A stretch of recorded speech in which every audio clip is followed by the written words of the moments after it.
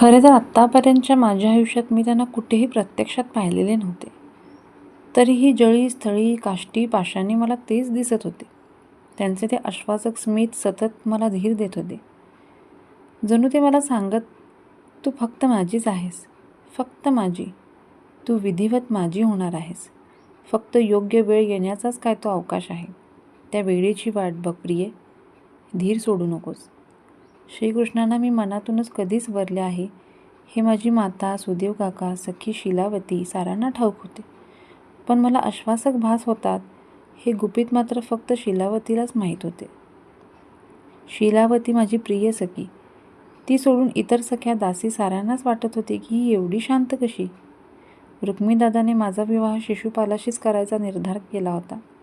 ताताने सुद्धा असहाय्य होऊन त्याच्या निर्धाराला मान्यता दिली होती. मी एवढी त्यांची लाडकी, पण त्यांनीसुद्धा माझे मन जाणून घेण्याचा प्रयत्न केला नव्हता किंवा ते करू शकत नव्हते असेच म्हणावे लागेल. कारण राज्यकारभारावरची त्यांची सैल होत असलेली पकड, त्यांचे वाढते वय, त्याचा फायदा घेणारा रुक्मिणीदादा, त्याचा पराक्रम आणि त्याच्यामागे असलेली जरासंधाची अफाट शक्ती, त्यामुळे तातांसमोर दुसरा पर्यायच नव्हता.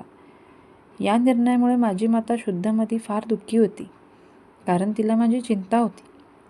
श्रीकृष्णाविषयीचे माझे चिरंतन प्रेम, माझ्या हृदयातील स्थान ती जाणून होती.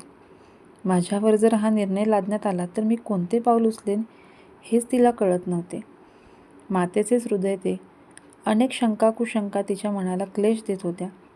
कारण शिशुपालाशीच काय, श्रीकृष्णांशिवाय अन्य कुणाशीही, अगदी देवेंद्राशी सुद्धा ती कदापिही विवाह करणार नाही याविषयी तिच्या मनात तीळ मात्र शंका नव्हती.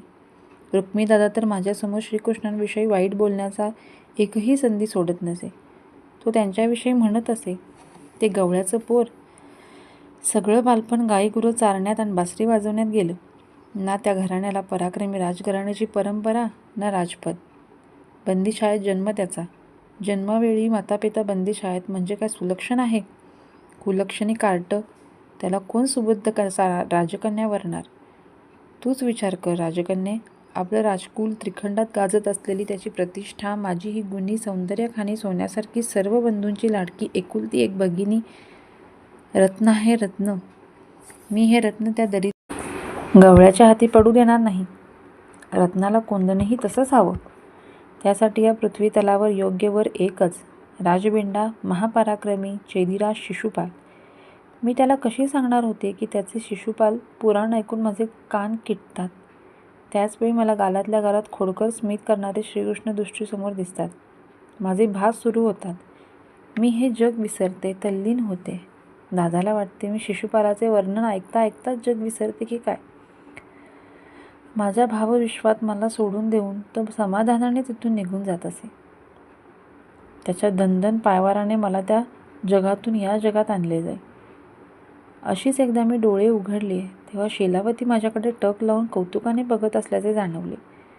मी श्रीकृष्ण चिंतताना एवढी गुंग झाले होते की ती तेव्हा आली ते मला कळलेच नाही. ती माझ्याकडे आश्चर्याने बघत होती.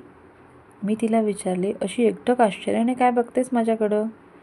जणू काही तू मला आज प्रथमच बघते आहेस."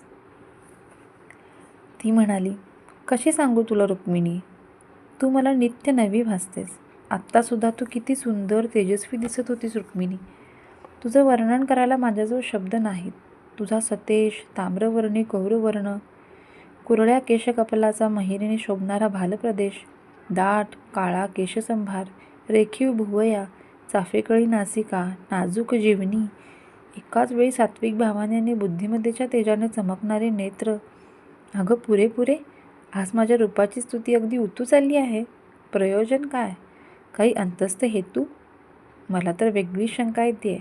मी तिची थट्टा केली. शंका वगैरे घेऊ नकोस गडे. तुझ्याकडे बघून मला जे दिसलं, भावलं किंवा नेहमीच वाटतं ते मुखावाटी बोलून दाखवलं एवढंच. उगीच नाही ते चेदीचे सम्राट महाराज शिशुपाल आपल्या हातातल्या वरमालेकडे डोळे लावून बसले आहेत. तिचे वाक्य पुरे होण्याच्या आतच मी तिला ओरडले, "त्या व्यक्तीचं नावसुद्धा माझ्यासमोर उच्चारू नकोस. त्यांचं गुणगान करण्याकरता तर तुला दादानं इथं पाठवलं नाही ना? तसं असेल तर तू या प्रासादातून निघून जा कशी. तुझा एक शब्दही मला ऐकून घ्यायचा नाही आहे." माझा क्रोध मला आवरत नव्हता. खरे म्हणजे ती माझी जीवाभावाची सखी. तिच्यावर मी कधी रागवत नसे. मी एवढी रागावले, पण ती मात्र गालातल्या गालात हसत होती. हळूच येऊन माझ्या खांद्यावर हात ठेवत माझे वदन तिच्याकडे वळवत नाटकीपणाने म्हणाली, अहो रुक्मिणी देवी, किती रागवता आमच्यावर.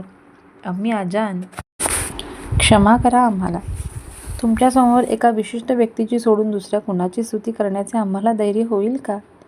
जागृतीत स्वप्नी आपण कुणासंगे विहरत असता हे काय आम्हाला ठाऊक नाही? सांगा, आज आपले हृदय सम्राट आपल्याला कोणत्या स्वरूपात दिसले? मुरलीधर मुरली वाजवत होते, की मनमोहन रासक्रीडा खेळत होते, की गोपासंगे रानामध्ये गोपाळकाला करत होते?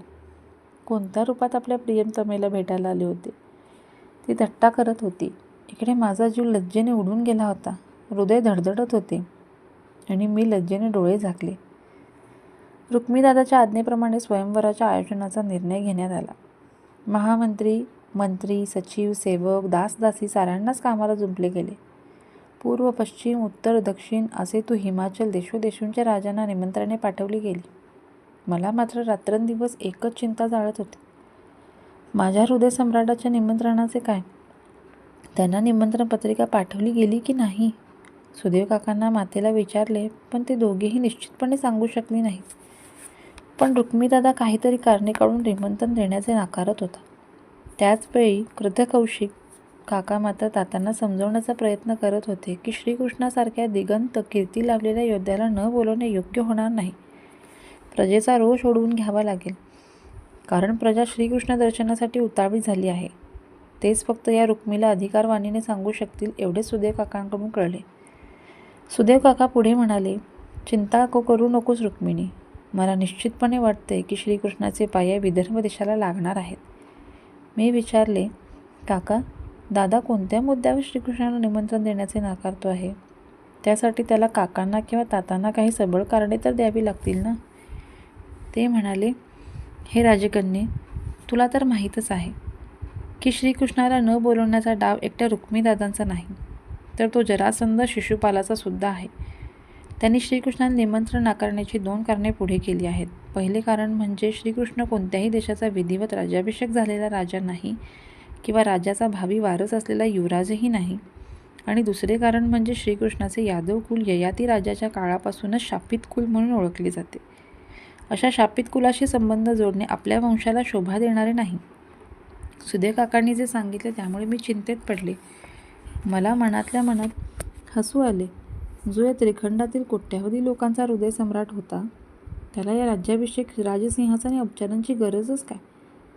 पराक्रम, बुद्धी, निस्पृहता या गुणांचा संगम माझ्या श्रीकृष्णामध्ये झाला होता. म्हणून तर त्याला हे दुष्ट पाताळयंत्री राजे भीत होते.